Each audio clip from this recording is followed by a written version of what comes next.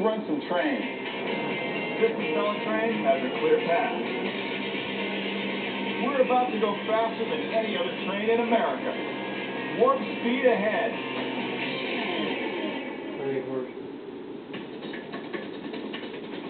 I'm riding the fastest train in America, Amtrak's Acela Express, and we're on our way to Boston. The Acela is about to reach its top speed of 150 miles an hour.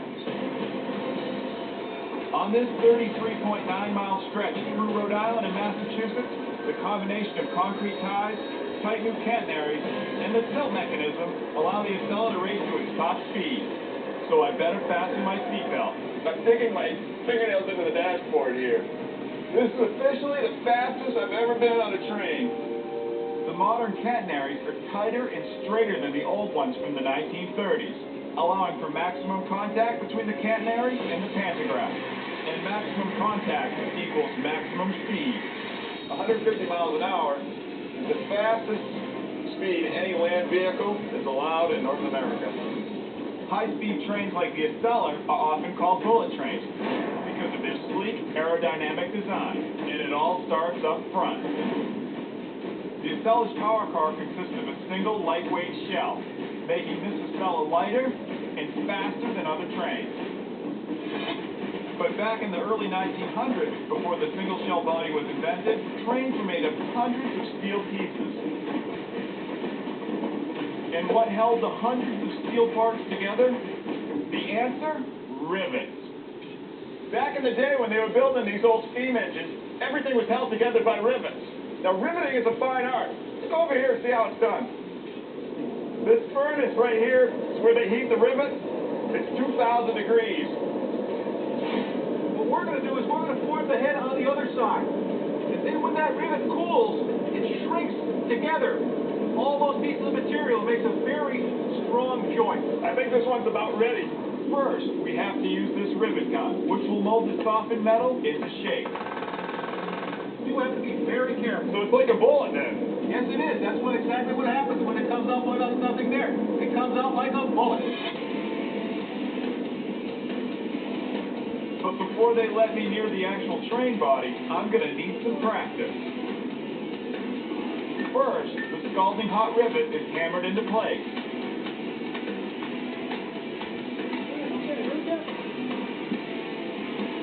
Then, I'm going to take this gun and hammer the other end of the rivet into shape.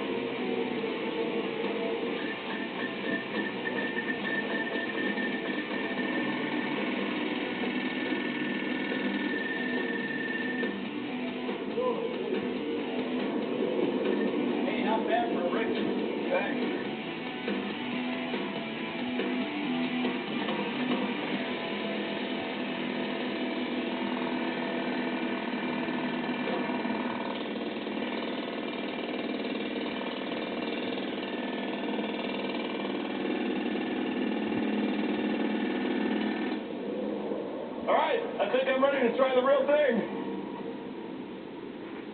Some locomotive bodies needed 5,000 rivets to hold them together. One badly fitted rivet could cause the locomotive to break apart, and that's not an option. Don't pull that trigger until you're dead on it tight. Right. Listen for the hammer hits. Meters coming in. Here goes nothing.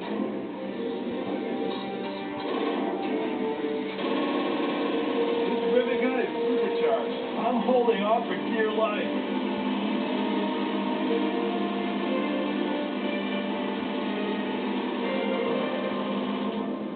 I'll tell you what.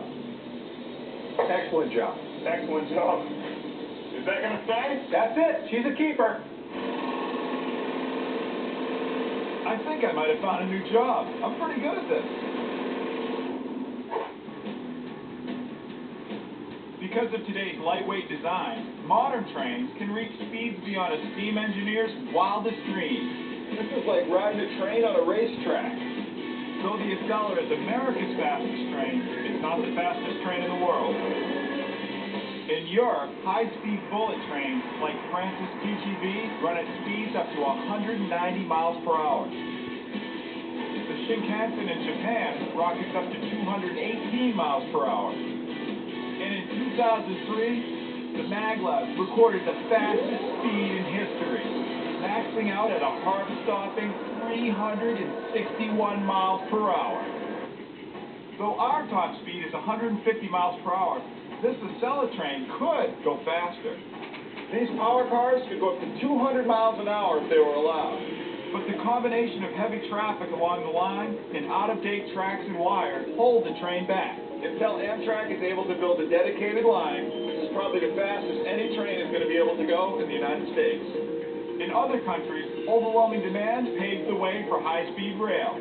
Today, a high-speed rail network in the U.S. seems far off, but the possibilities are breathtaking. The fastest trains in the world can safely get up to 300 miles per hour.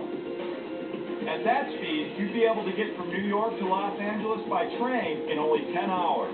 Getting from Chicago to Houston would take less than 4 hours. And this Acela train could blast non-stop from Washington to Boston in under 2 hours. In such a world, rail could surpass air travel in both popularity and efficiency because of its enormous passenger capacity and its direct access to city centers.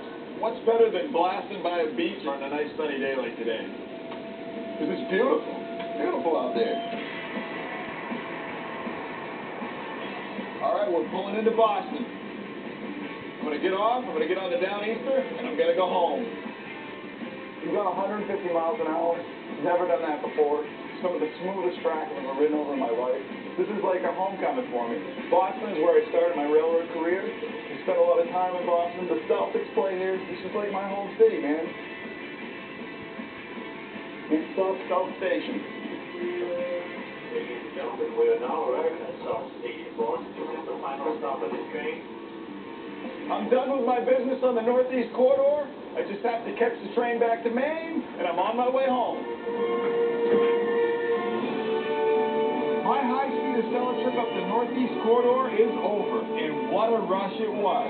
150 miles per hour over the busiest rails in America. Now I just have to catch my train back to Maine, and then I'm on my way home.